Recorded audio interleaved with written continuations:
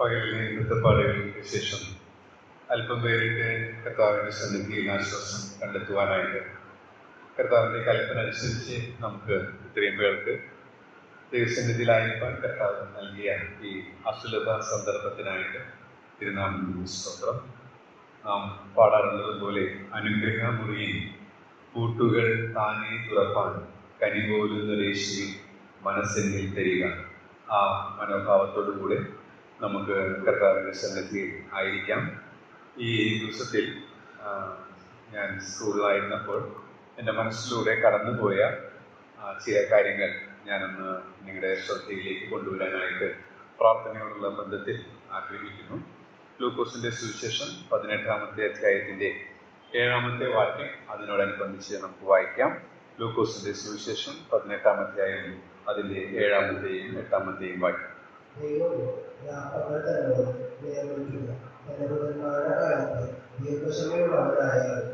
അവരെ പ്രതിക്രിയ നടത്തി രക്ഷിക്കുകയും വരും.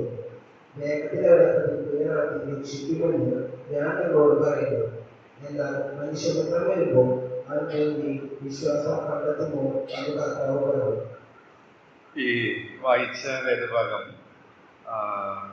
ഈ പ്രാർത്ഥന കൂടിവരവിൽ സംബന്ധിക്കുന്നവരെ സംബന്ധിച്ചിടത്തോളം വളരെ സുപരിചിതമാണ് എന്നുള്ളത് ഒരു സുവ്യക്തമായ യാഥാർത്ഥ്യമാണ്.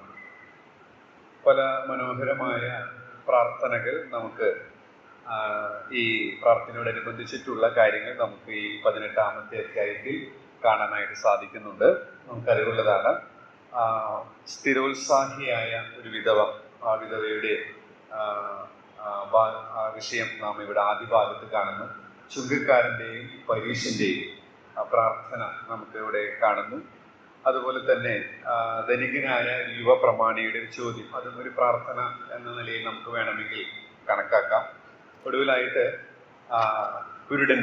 യേശു കുരുടനെ സൗഖ്യമാക്കുന്നതായിട്ട് നാം വായിക്കുന്നു.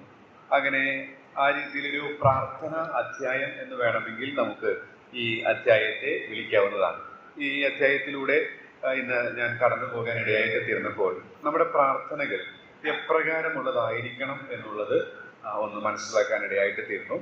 അതിൽ കുറുവാക്യമായിട്ട് 7ഉം 8ഉം എടുത്തു എന്ന് മാത്രമേ ഉള്ളൂ. ഇതിൽ പറയുന്ന ആശയങ്ങൾ ഈ പറഞ്ഞ പ്രാർത്ഥനകളിൽ അവരുടെ ആ ചരിത്ര സംഭവങ്ങളിൽ കർത്താവ് പറഞ്ഞ ഈ വാക്കുകളിൽ നിന്ന് ക്രിയാത്മകമായും നിഷേധാത്മകമായും നമുക്ക് ചിന്തിക്കാനായിട്ട് സാധിക്കും.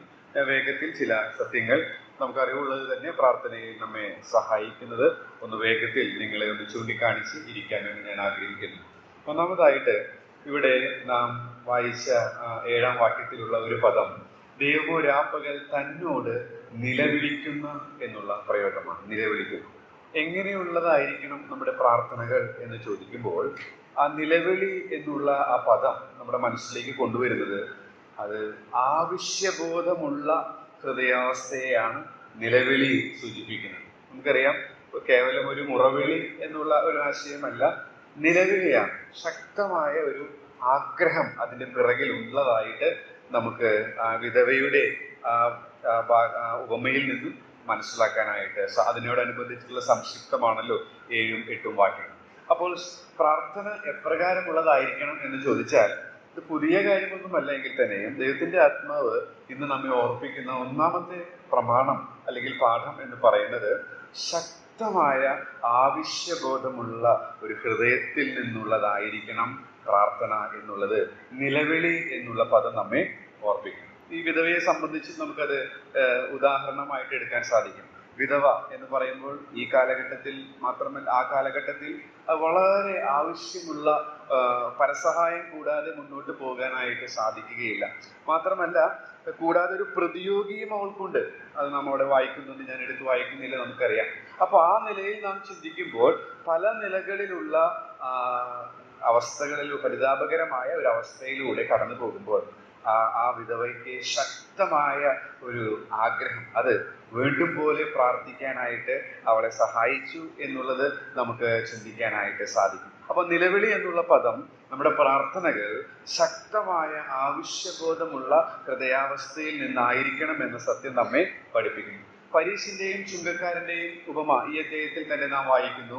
അവിടെ ചുങ്കക്കാരന്റെ ആ പാപാവസ്ഥ, അത് പരിഹരിക്കണം, അല്ലെങ്കിൽ ദൈവം മുമ്പാകെ തന്നെ ഉള്ള അവസ്ഥ, അവിടെയും ശക്തമായൊരു ആവശ്യബോധത്തിന്റെ ചിത്രം ദൈവാത്മാവ് നമുക്ക് നൽകുന്നുണ്ട്. അതുപോലെ ആ കുരുടനെ സംബന്ധിച്ചും കാഴ്ച ലഭിക്കണമെന്നുള്ള അവന്റെ ആ ഉത്കടമായ ആവശ്യം. അപ്പോൾ ഒന്നാമത് ദൈവത്തിന്റെ ആത്മാവ് നമ്മെ ഓർപ്പിക്കുന്ന ഒരു സത്യം എന്ന് പറയുന്നത് ശക്തമായ ആവശ്യബോധം പ്രാർത്ഥനയോടുള്ള ബന്ധത്തിൽ, നാം പ്രാർത്ഥിക്കുന്ന വിഷയത്തോടുള്ള ബന്ധത്തിൽ നമുക്കുണ്ടായിരിക്കണം. കേവലം ജൽപ്പനങ്ങളായിട്ട് നമ്മുടെ പ്രാർത്ഥനകൾ, യാന്ത്രികമായിട്ട് നമ്മുടെ പ്രാർത്ഥനകൾ, പഠിച്ചു വെച്ച ചില ശൈലികളായിട്ട് നമ്മുടെ പ്രാർത്ഥനകൾ തീരാതെ വളരെ സജീവമായി മക്കൾ പിതാവിന്റെ സന്നിധിയിൽ കടന്നു വരുന്ന അതേ സ്വാതന്ത്ര്യത്തോടും അവകാശത്തോടും കൂടെയുള്ള സംഭാഷണങ്ങളായി, കൂട്ടായ്മയുടെ നിമിഷങ്ങളായിട്ട് മാറണം എന്നുള്ള സത്യം തിരുവെഴുത്തിൽ നിന്ന് നമുക്ക് മനസ്സിലാക്കാനായിട്ട് സാധിക്കും. ഇങ്ങനെ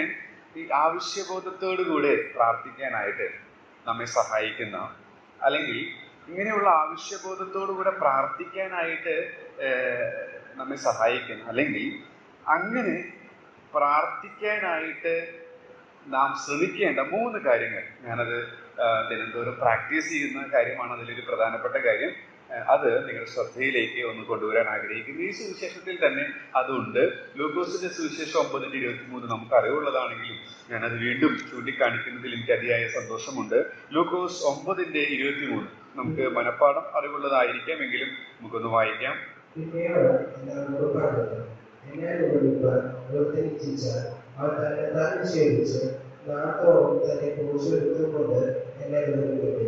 ഇങ്ങനെ ശക്തമായ ആവശ്യബോധം എന്നിലും നിങ്ങളിലും അങ്കുരിക്കണമെങ്കിൽ, അല്ലെങ്കിൽ ശക്തിയായിട്ട് നാം ആവശ്യബോധത്തോടെ പ്രാർത്ഥിക്കേണ്ട, നാം അനുസരിക്കേണ്ട ഒരു പ്രമാണമാണ്, ദിനംതോറും ചെയ്യേണ്ട ഒരു പ്രമാണമാണ് കർത്താവ് ഇവിടെ പറഞ്ഞിരിക്കുന്നത്. നാൾ തോറും തന്നെത്താൻ നിഷേധിച്ച്, അതായത് സ്വന്തം ഇഷ്ടത്തിന് മരിച്ച്, നാൾ തോറും ദിനം തോറും നമ്മുടെ ക്രൂശ് എടുത്തുകൊണ്ട് സ്വന്തം ഇഷ്ടത്തിന് മരിച്ച് ദൈവത്തിന്റെ ഇഷ്ടത്തിന് ജീവിക്കണം എന്നുള്ളത്.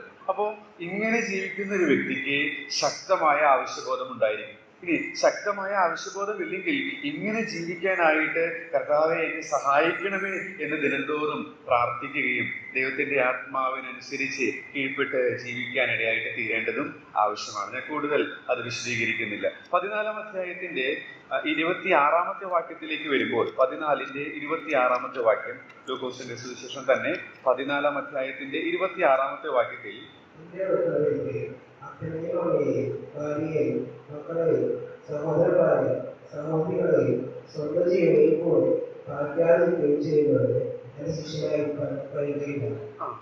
ദിനംതോറും പകയ്ക്കുന്ന ഒരു അനുഭവം. പകയ്ക്കുക എന്ന് പറയുമ്പോൾ അത് തെറ്റിദ്ധരിക്കാനായിട്ടിടയുള്ള ഒരു പദപ്രയോഗമാണ്. എന്നാൽ ഇവിടെയുള്ള ആശയം നമുക്കറിയാം. ഇങ്ങനെ ഭാര്യയെയും മക്കളെയും ഒക്കെ പകയ്ക്കാൻ പറയുന്ന അതേ തിരുവെഴുത്ത് തന്നെ ക്രിസ്തു സ്നേഹിച്ചതുപോലെ സ്നേഹിക്കാനും പറയുന്നുണ്ട്. അപ്പൊ അതിൽ നിന്ന് കർത്താവ് ഉദ്ദേശിച്ചത് എന്താണെന്നുള്ളത് നമ്മൾ മനസ്സിലാക്കേണ്ടിയിരിക്കുന്നു. നമുക്കറിവുള്ള കാര്യമാണ്, കർത്താവിനോടുള്ള സ്നേഹം മറ്റുള്ളവരുമായുള്ള സ്നേഹവുമായിട്ട് തട്ടിച്ചു നോക്കുമ്പോൾ ആ കർത്താവിനോടുള്ള സ്നേഹം കൂടുതലായിരിക്കണം എന്നുള്ളതാണ് അവിടെ പകയ്ക്കാൻ എന്നെ സഹായിക്കണേ. അപ്പോൾ ശക്തമായിട്ടുള്ള ആവശ്യബോധത്തോടുകൂടെ ഞാനും നിങ്ങളും പ്രാർത്ഥിക്കണമെങ്കിൽ ഈ പകയ്ക്കാൻ എന്നെ സഹായിക്കണേ. പകയ്ക്കുക എന്നുള്ളതിന്റെ നിഷേധാത്മകമായ അർത്ഥമല്ല, കർത്താവിനേക്കാൾ കൂടാതെ, നിന്നേക്കാൾ കൂടാതെ വേറെ ആരെയും സ്നേഹിപ്പാൻ എന്നയുടെ ആയുസ്സിൽ ഇടയാകാനായിട്ട് പാടില്ല എന്ന് ടി.കെ. സമൂഹൽ സാറിന്റെ ഒരു മനോഹരമായ പാട്ടുണ്ട്. അപ്പോ കർത്താവിനേക്കാൾ കൂടുതൽ എന്റെ സ്നേഹം മറ്റൊന്നിനും പകർത്തു കൊടുക്കുവാൻ ഇടയാകരുതേ എന്നുള്ള പ്രാർത്ഥന, ശക്തമായ പ്രാർത്ഥന നമുക്കുണ്ടെങ്കിൽ ശരിയായ ആവശ്യബോധത്തോടു കൂടെയുള്ള ഒരു ജീവിതം അല്ലെങ്കിൽ പ്രാർത്ഥന കഴിക്കാൻ നമ്മെ സഹായിക്കും. ഇങ്ങനെ പ്രാക്ടീസ് ചെയ്യുന്നവരാണെങ്കിൽ അവർക്കും ശരിയായ ആവശ്യബോധത്തോടുകൂടെ പ്രാർത്ഥിക്കാനായിട്ട് സാധിക്കും എന്നുള്ളതിന് യാതൊരു സംശയവുമില്ല. 14-ന്റെ ലൂക്കോസിന്റെ സുവിശേഷം തന്നെ 14-ന്റെ 33-ാമത്തെ വാക്യത്തിൽ വരുമ്പോൾ മറ്റൊരു കാര്യം കൂടെ നാം അവിടെ വായിക്കുന്നുണ്ട്. ലൂക്കോസിന്റെ സുവിശേഷം 14-33. അങ്ങനെ തന്നെ ആരെങ്കിലും തനിക്കുള്ളതൊക്കെ വിട്ടുപിരിയുന്നില്ല എങ്കിൽ അവനെ ശിഷ്യനായിരിക്കാൻ കഴിയുകയില്ല. തനിക്കുള്ളതൊക്കെ വിട്ടുപിരിയുക. അപ്പോ ദിനംതോറും ക്രൂശെടുക്കുക, പകയ്ക്കുക, വിട്ടുപിരിയുക എന്നുള്ളത് കൊണ്ട് എന്തർത്ഥമാക്കുന്നത്? ലളിതമായിട്ട് ഞാൻ മനസ്സിലാക്കിയിരിക്കുന്നത് ഇങ്ങനെയാണ്. എൻ്റെ കയ്യിൽ കർത്താവ് പല കാര്യങ്ങൾ തന്നിട്ടുണ്ട്. പക്ഷെ ഞാൻ അതെന്റെ സ്വന്തം എന്ന് എണ്ണുന്നില്ല. കർത്താവ് പറയുന്നത് പോലെ ചെയ്യാൻ ഞാൻ തയ്യാറാണ്. അങ്ങനെയുള്ള ഒരു മനോഭാവം ക്രിയേറ്റ് ചെയ്യാനായിട്ട് ശ്രമിക്കുക. ഞാനൊക്കെ അതിലേക്ക് വളരെ LKG ലെവൽ പോലും ആയിട്ടില്ല എന്നാണ് വിലയിരുത്തുന്നത്. നിങ്ങളുടെ അവസ്ഥ നിങ്ങൾക്ക് സ്വയം വിലയിരുത്താനായിട്ട് സാധിക്കും. അങ്ങനെയുള്ള ഒരു പ്രാർത്ഥന, ശക്തമായ ആവശ്യബോധം നമ്മിൽ ക്രിയേറ്റ് ചെയ്യാനായിട്ട് ഇടയായിട്ട് തീരുമെന്നുള്ളതിന് യാതൊരു സംശയവുമില്ല. അപ്പോൾ 3 കാര്യങ്ങൾ ഞാൻ അതിനോടുള്ള ബന്ധത്തിൽ സൂചിപ്പിച്ചത്. ദിനംതോറും ക്രൂശ് എടുക്കാൻ എന്നെ സഹായിക്കണേ, ദിനംതോറും അങ്ങേക്കാൾ കൂടുതൽ ഒന്നിനെയും സ്നേഹിക്കാൻ എനിക്ക് ഇടയാകരുതേ, ദിനംതോറും എന്നിൽ നീ തന്നിട്ടുള്ളതെല്ലാം നിനക്കായി തന്നെ നൽകാൻ ഞാൻ തയ്യാറാണ്, അതിനായി എന്നെ സഹായിക്കണേ. ഇങ്ങനെയുള്ള നല്ല പ്രാർത്ഥനകൾ നമ്മിൽ നിന്ന് ശക്തമായിട്ടുണ്ടാകേണ്ടതാണ്. അല്ല, അങ്ങനെ നാം ചെയ്യുന്നുവെങ്കിൽ ശക്തമായ ആവശ്യബോധത്തോടുകൂടെ നമുക്ക് പ്രാർത്ഥിക്കാനായിട്ട് സാധിക്കും. 1ാമത്തെ പാഠം ഞാൻ അവിടെ നിർത്താനായിട്ട് ആഗ്രഹിക്കുകയാണ്. ദൈവമോ രാപ്പകൽ തന്നോട് നിലവിളിക്കുന്ന എന്നുള്ള പദം ആണ് 1ാമത്തെ സത്യം നമ്മെ പഠിപ്പിച്ചത്. ശക്തമായ ആവശ്യബോധത്തിൽ നിന്നുള്ള പ്രാർത്ഥനയാണ് അത് എന്നുള്ളത് നമ്മെ അത് പഠിപ്പിക്കുന്നു. 2ാമത്തെ സത്യം, ആ വാക്യം തന്നെ ദൈവത്തിന്റെ ആത്മാവ് നമ്മോട് പറയുന്നത്, ദൈവമോ രാപ്പകൽ തന്നോട് നിലവിളിക്കുന്ന എന്നുള്ളതാണ്. തന്നോട് നിലവിളിക്കുന്നു. അപ്പൊ 1, 2, 3, 4 ആദ്യത്തെ 4 പദങ്ങളിൽ 2 തവണ ദൈവത്തിങ്കിലേക്കാണ് ദൈവത്തിന്റെ ആത്മാവ് നമ്മെ നയിക്കുന്നത്. ദൈവമോ രാപ്പകൽ തന്നോട് അത് സൂചിപ്പിക്കുന്നത് ദൈവത്തെ തന്നെയാണ്. അപ്പൊ അതെന്താ അർത്ഥമാക്കുന്നത്? നമുക്ക് മനസ്സിലാക്കാൻ സാധിക്കും. നമ്മുടെ പ്രാർത്ഥനകൾ ശക്തമായ ആവശ്യബോധത്തിൽ നിന്നുളവാകുന്നതായിരിക്കണം എന്ന് മാത്രമല്ല, അത് ദൈവ കേന്ദ്രീകൃതമായിരിക്കണം, ദൈവത്തിൽ കേന്ദ്രീകൃതമായിരിക്കണം എന്നുള്ള സത്യവും ആ വാക്യം നമ്മെ പഠിപ്പിക്കുന്നുണ്ട്. നാം ദൈവമക്കളാണ്. നമുക്ക് അതിൽ യാതൊരു സംശയവുമില്ല. കൃപയാൽ നമുക്ക് ദൈവമക്കളാകാനായിട്ടുള്ള വലിയ ഭാഗ്യം ലഭിച്ചു. ദൈവത്തിന് സ്തോത്രം. എന്നാൽ പലപ്പോഴും ദൈവമക്കളായ നമ്മുടെ ആ കേന്ദ്രീകൃതമായ അവസ്ഥ, ദൈവത്തിൽ കേന്ദ്രീകൃതമായ അവസ്ഥയേക്കാൾ മറ്റു പലത്, ദൈവത്തിൽ നിന്ന് മാറി മറ്റു പലതിലേക്കും മാറിപ്പോകാനായിട്ടുള്ള സാധ്യതയുണ്ട്. നാം ഈ ലോകത്തിൽ ജീവിക്കുമ്പോൾ നമുക്ക് ലഭിച്ചിരിക്കുന്ന ജ്ഞാനത്തിലും കഴിവിലും മിടുക്കിലും സാമർത്ഥ്യത്തിലും ധനത്തിലും സ്വാധീനത്തിലൊക്കെ ദൈവത്തിൽ കേന്ദ്രീകരിക്കുന്നതിന് പകരം അതിൽ കേന്ദ്രീകരിക്കുവാനായിട്ട് സാധ്യതയുണ്ട്. അതുകൊണ്ട് ദൈവത്തിന്റെ ആത്മാവ് ഇവിടെ പറയുകയാണ്, ദൈവമോ രാപ്പകൽ തന്നോട് നിലവിളിക്കും. തന്നോട്, ആ പ്രയോഗം തന്നെ ദൈവത്തിങ്കിലേക്ക് നമ്മെ അടുപ്പിക്കുന്നതാണ്. അപ്പൊ നമ്മുടെ പ്രാർത്ഥനകൾ എപ്രകാരമായിരിക്കണം?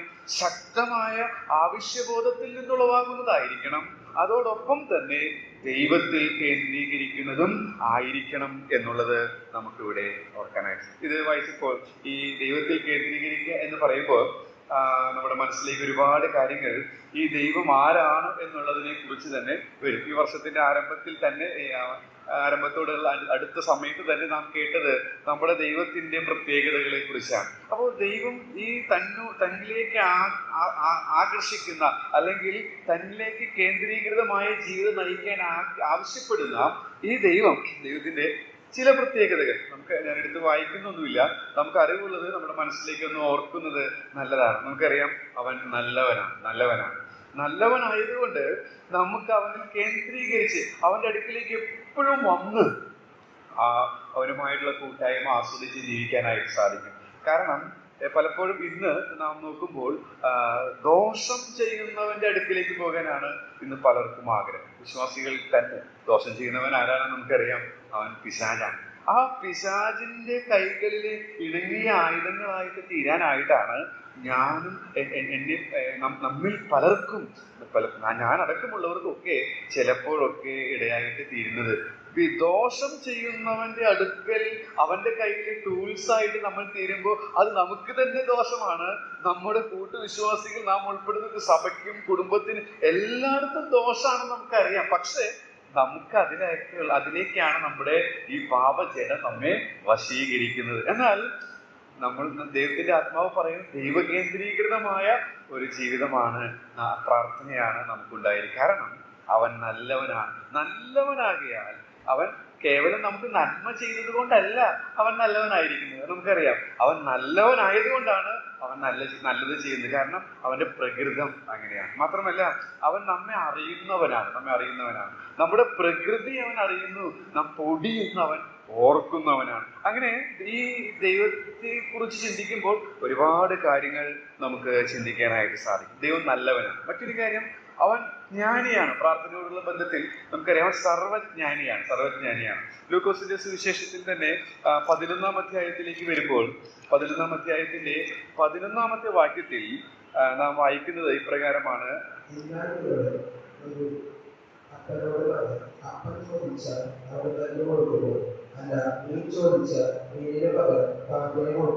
ഓക്കെ, 12-13. അങ്ങനെ ദോഷികളായവർ നിങ്ങളുടെ മക്കൾക്ക് നല്ല നാളുകളെ കൊടുക്കാൻ അറിയുന്നവയ്ക്ക് സ്വർണ്ണസ്ഥനായ പിതാവ് തന്നോട് യാചിക്കുന്നവർക്ക് പരിശുദ്ധാത്മാവിനെ എത്ര കൊടുക്കും. അപ്പോ നമ്മുടെ കർത്താവ് സർവജ്ഞാനിയാണ്. ആ സർവജ്ഞാനിയായ കർത്താവിന്റെ അടുക്കൽ വന്ന് നാം ഇന്ന് അവന്റെ പടിവാതിൽക്കൽ വന്ന് മുട്ടുമ്പോൾ നാം ചോദിക്കുന്നതെല്ലാം അവൻ തരണമെന്നില്ല. കാരണം അവന്റെ പ്രത്യേകത നാം വായിച്ചിട്ടുണ്ട്. അവൻ ജ്ഞാനിയാണ്. നമുക്ക് ദോഷം വരുന്നതൊന്നും അവൻ തരികയില്ല. അവൻ സർവജ്ഞാനിയാണ്. അവൻ നല്ലൊരു പിതാവ്, ജ്ഞാനമുള്ള ഒരു പിതാവിനെയാണ് നാം ഇവിടെ കാണുന്നത്. മക്കൾ പലതും ചോദിക്കും, നമ്മൾ പലതും ചോദിക്കും.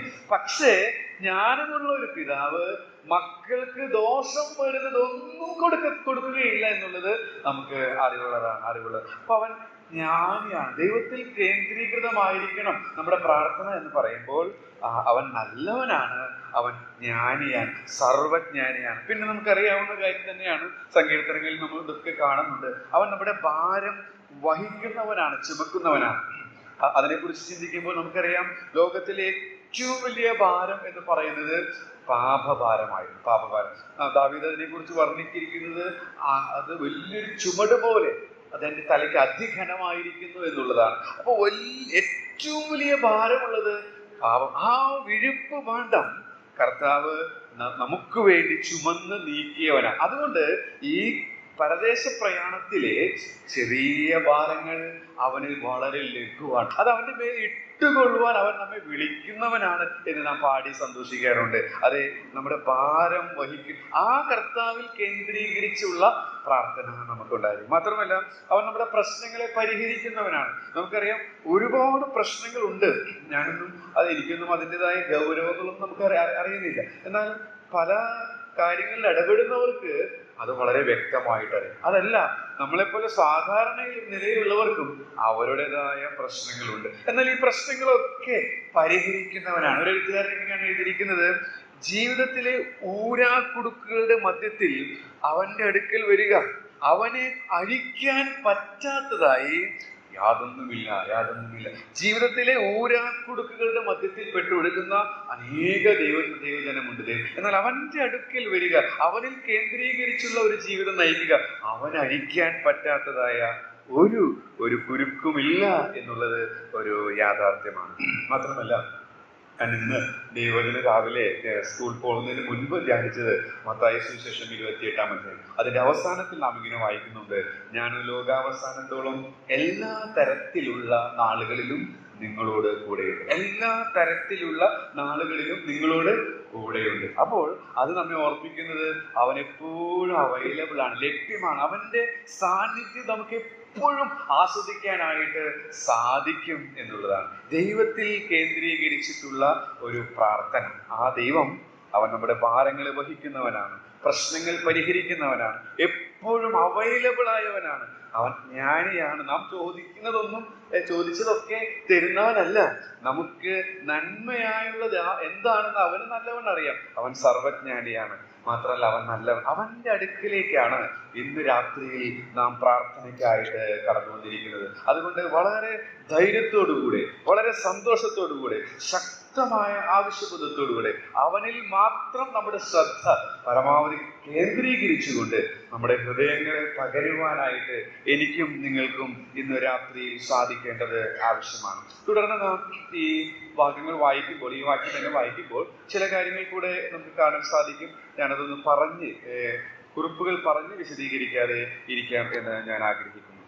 മൂന്നാമതായിട്ട് നമ്മുടെ പ്രാർത്ഥന എങ്ങനെയായിരിക്കണം എന്ന് ചോദിച്ചാൽ, നാം ഇവിടെ കാണുന്നത് നിലവിളി എന്നുള്ള പദവും പ്രതിക്രിയ നടത്തി രക്ഷിക്കുകയില്ലയോ എന്നുള്ള പദങ്ങളും ഓർപ്പിക്കുന്നത് നമ്മുടെ പ്രാർത്ഥന മറയില്ലാത്തതായി ഒരു തുറന്നതായിരിക്കണം എന്നുള്ളതാണ്. കാരണം അവന്റെ മുൻപിൽ സകലവും നഗ്നവും മലർന്നതുമായിട്ടാണ് ഇരിക്കുന്നത്. അതുകൊണ്ട് കർത്താവേ, നീ പ്രതിക്രിയ നടത്തി രക്ഷിച്ചേ പറ്റൂ.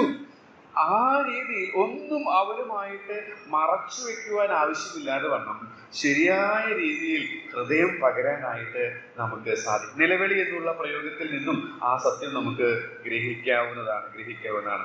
നാലാമത്തെ ഒരു കാര്യം നമുക്ക് ആ ഭാഗത്തു നിന്ന് തന്നെ മനസ്സിലാക്കാനായിട്ട് സാധിക്കുന്നത്, ദൈവോരാപകർ തന്നോട് നിലവിളിക്കുന്ന എന്നുള്ള അതിൽ നിന്ന് നമുക്ക് മനസ്സിലാക്കാൻ സാധിക്കും വിനയമുള്ളതായിരിക്കണം എന്നുള്ളതാണ്. വിനയം. ആ നിലവിളി എന്നുള്ളത് കേവലം അഹങ്കാരമുള്ളവർക്ക്, പ്രത്യേകിച്ച് ആ പരീശന്റെ ഇതിനൊക്കെ നമുക്ക് ആ പരീശന്റെയും അതുപോലെ ആ കുരുടന്റെയും വിധവയുടെയും ദൃഷ്ടാന്തം ശക്തിപ്പെടുത്തുന്നതാണ്. ഞാനത് കൂടുതൽ വിശദീകരിക്കുന്നില്ല.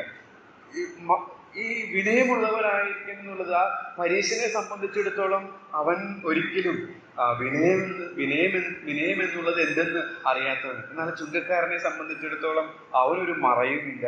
അവൻ വളരെ വിനയത്തോടു കൂടിയാണ് ദൈവസന്നിധിയിലായിരിക്കുന്നത്. മാത്രമല്ല, നാം അവിടെ വായിക്കുന്ന പ്രതിക്രിയ നടത്തി രക്ഷിക്കുകയില്ലയോ, വേഗത്തിൽ അവരെ പ്രതിക്രിയ നടത്തി രക്ഷിക്കും. അവൻ മറുപടി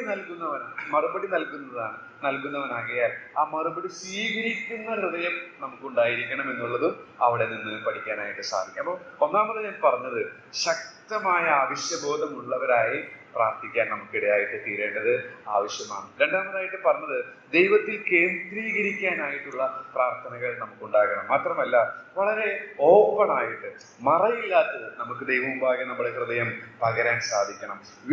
വിനയത്തോടു കൂടെ നമുക്ക് സാധിക്കണം. ആ കുരുടനിൽ നമുക്കത് കാണാൻ സാധിക്കും, ചുങ്കക്കാരനിൽ അത് കാണാൻ സാധിക്കും, വിധവയിൽ അത് കാണാനായിട്ട് സാധിക്കും. മാത്രമല്ല, ദൈവം തരുന്നത് സ്വീകരിക്കാനുള്ള മനസ്സുണ്ടായിരിക്കണം. അദോനിറാം ജഡ്സൺ എന്ന് പറയുന്ന മിഷണറി ചരിത്രം നിങ്ങൾ പലരും വായിച്ചിട്ടുണ്ടായിരിക്കും. അദ്ദേഹത്തിന്റെ ആഗ്രഹം യഹൂദന്മാരുടെ ഇടയിൽ സുവിശേഷം അറിയിക്കണം എന്നുള്ളതായിരുന്നു. എന്നാൽ ദൈവം തന്നെ വിളിച്ചത് ബർമയിൽ കർത്താവിന്റെ വചനം അറിയിക്കാനാണ്. അങ്ങനെ അനേക നാളുകൾ കർത്താവിന്റെ വചനം അറിയിച്ചു. കർത്താവിന്റെ വചനം അറിയിച്ചതിന് ശേഷം തന്നെ കുറിച്ച് ആരോ ഒരു ഗ്രന്ഥം എഴുതി. ആ ഗ്രന്ഥം അങ്ങ് തുർക്കിയിലെത്തിയപ്പോൾ ആ തുർക്കിയിൽ ഉണ്ടായിരുന്ന യഹൂദർ ആ പുസ്തകം വായിച്ചു. അനേകർ രക്ഷിക്കപ്പെടാനായിട്ട് ഇടയായിട്ട് തീർന്നു. അപ്പോൾ അദോനിറാം ജഡ്സൺ പ്രാർത്ഥിച്ചത് യഹൂദരുടെ ഇടയിലേക്ക് എന്നെ അയക്കണമേ എന്നുള്ളതായിരുന്നു. എന്നാൽ അവന് ലഭിച്ച മറുപടി ബർമയിലേക്ക് പോകുക എന്നുള്ളതായിരുന്നു. അതവൻ സ്വീകരിച്ചു. ആ പ്രാർത്ഥനയുടെ മറുപടി ദൈവം നൽകിയത് അപ്രകാരമാണെന്ന് ഉൾക്കൊള്ളുവാൻ തനിക്കിടയായത്. എന്നാൽ ദൈവത്തിന്റെ വഴികൾ എത്രയോ അഗോചരം എന്നുള്ളത് പിൽക്കാലത്ത് തന്റെ ചരിത്രം വ്യക്തമാക്കുന്ന ഒരു സത്യമാണ്. നമ്മുടെ ജീവിതത്തിലും നാം ഇവിടെ പ്രാർത്ഥിക്കുന്നു. ദൈവം എപ്രകാരമാണ് നമ്മുടെ നിലവിളി കേൾക്കുന്നത്, നമ്മുടെ ഹൃദയ പകർച്ച അവൻ പ്രവർത്തിക്കുന്നത് എന്നുള്ളത് നമുക്ക് അറിഞ്ഞുകൂടാ. എന്നാൽ തീർച്ചയായിട്ടും പ്രവർത്തിക്കും. അത് സ്വീകരിക്കുന്ന ഒരു ഹൃദയാവസ്ഥയും നമുക്ക് ഉണ്ടായിരിക്കും. ഒരു പക്ഷെ നാം പ്രതീക്ഷിച്ച പോലെ അല്ലെങ്കിൽ തന്നെയും തീർച്ചയായും അവൻ പ്രതിക്രിയ നടത്തി രക്ഷിക്കുക തന്നെ ചെയ്യുമെന്നുള്ള ഉറപ്പും നിശ്ചയവും നമുക്ക് ഉണ്ടായിരിക്കേണ്ട. ആ നിലയിൽ ദൈവസന്നിധിയിൽ മുത്തമെടുക്കുവാനായിട്ട് ഇന്ന് കൂടി വന്ന നമുക്ക് എല്ലാവർക്കും ഇടയാകട്ടെ. ദൈവത്തിന്റെ നാമം മഹത്വപ്പെടുമാറാകട്ടെ.